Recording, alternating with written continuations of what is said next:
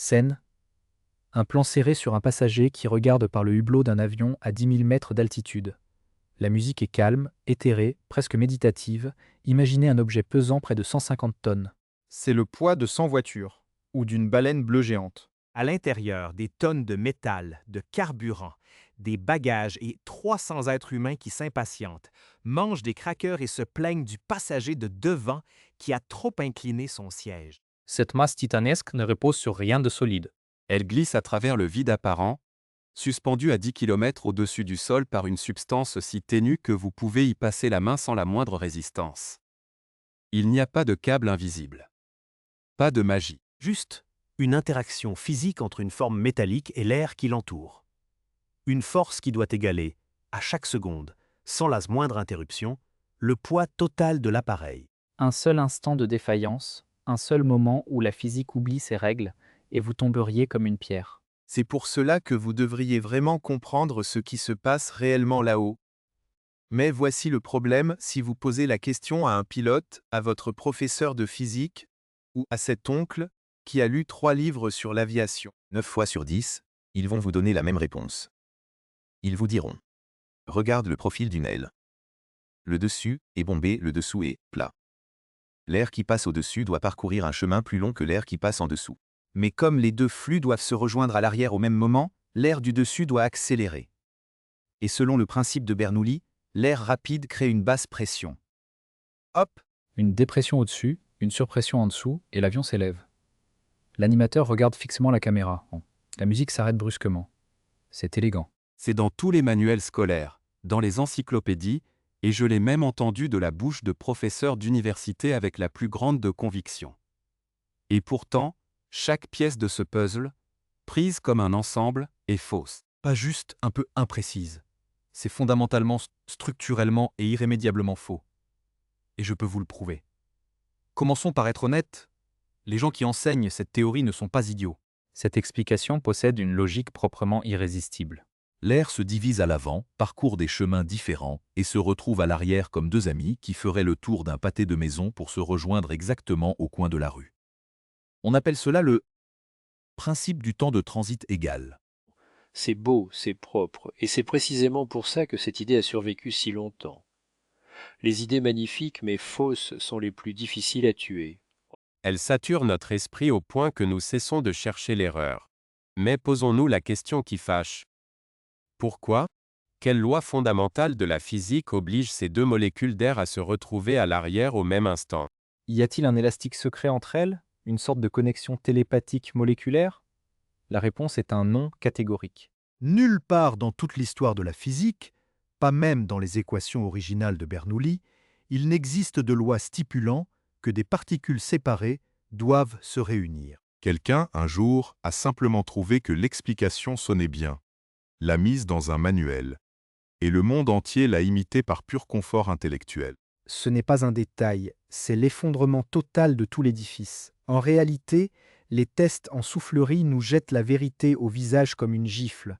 L'air sur le dessus ne se contente pas de rattraper l'air du dessous.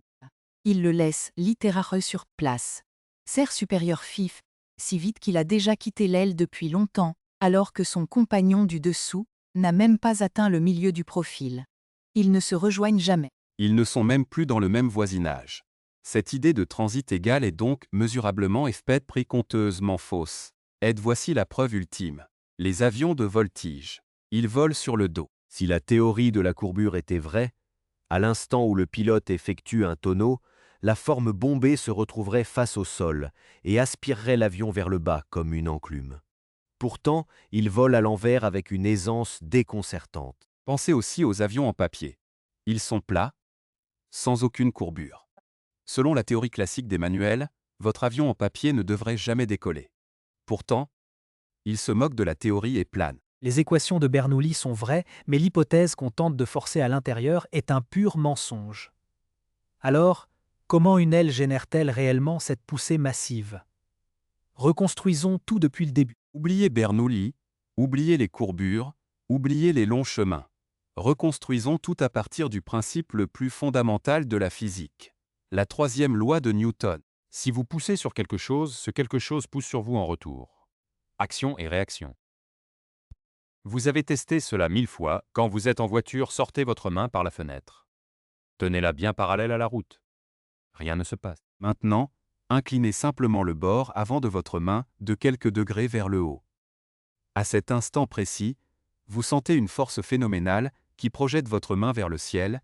Qu'est-ce qui vient de se passer? Votre main a dévié l'air qui arrivait de face vers le bas. Newton nous dit que si vous poussez l'air vers le bas, l'air vous pousse vers le haut. C'est aussi simple et aussi profond que cela. Au niveau le plus élémentaire, voler n'est rien d'autre que l'action de dévier de l'air vers le bas. Derrière chaque avion en plein ciel, il existe un courant d'air massif qui redescend vers la Terre. Et la force avec laquelle cet air est projeté vers le bas correspond exactement au poids de l'avion. Mais ce n'est que la moitié du mystère. Les mesures montrent qu'environ 2/3 de la portance ne proviennent pas du dessous de l'aile, mais du dessus. Cette zone de basse pression sur l'extrados aspire littéralement l'avion vers le haut. Mais pourquoi cette pression est-elle si basse? C'est là que la réalité dépasse la fiction. L'air est collant. Je sais, dit comme ça semble absurde. Nous traversons l'air chaque jour sans avoir l'impression de nager dans de la mélasse.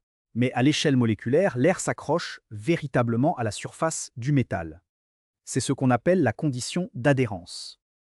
Directement au contact de l'aile, la vitesse de l'air est de 0. Il existe une couche microscopique, la couche limite, pas plus épaisse qu'une couche de peinture, qui va pourtant décider si ces 150 tonnes de métal restent au ciel ou s'écrasent au sol. Parce que l'air est collant, il est incapable de négocier des virages trop serrés sans perdre son sang-froid. Imaginez l'air comme un liquide qui s'accroche désespérément à la carrosserie. Au moment précis où l'avion accélère sur la piste de décollage, un phénomène invisible et crucial se produit à l'arrière de l'aile, un petit tourbillon, ce qu'on appelle un vortex de départ, est éjecté et laissé derrière. Et sur la piste-tête, c'est là que la physique devient pure poésie mathématique. Pour compenser ce tourbillon que l'avion vient de lâcher, la nature exige qu'un mouvement opposé se crée autour de l'aile pour maintenir l'équilibre. C'est la circulation. Ce mouvement circulaire invisible vient s'ajouter à l'écoulement de l'air. Il accélère massivement les particules sur le dessus et freine celles du dessous.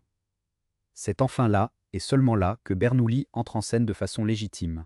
La vitesse élevée en haut crée cette aspiration, et la vitesse lente en bas crée cette pression. Mais sans cette viscosité, sans cette petite saleté de l'air qui s'accroche, rien de tout cela n'arriverait. En 1752, le mathématicien Jean d'Alembert a réalisé un calcul qui a glacé le sang de la communauté scientifique de l'époque. Il a prouvé que dans un univers parfait, où l'air n'aurait aucune viscosité et glisserait sans frottement, le vol serait tout simplement impossible.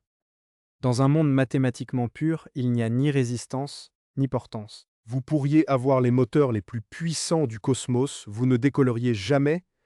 C'est le paradoxe ultime de l'aviation.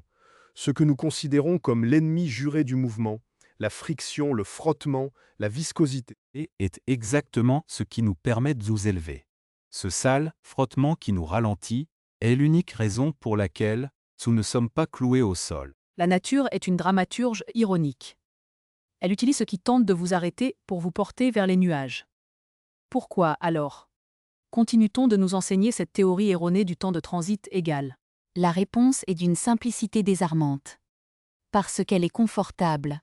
Elle peut être dessinée en 2 minutes sur un tableau noir, et elle apaise l'esprit humain en lui offrant une suite logique sans effort. La véritable explication, elle, demande de se confronter à la viscosité, aux couches limites et à des équations de circulation qui donneraient le vertige à bien des mathématiciens. Le monde préfère souvent une réponse simple et fausse à une vérité complexe et exigeante.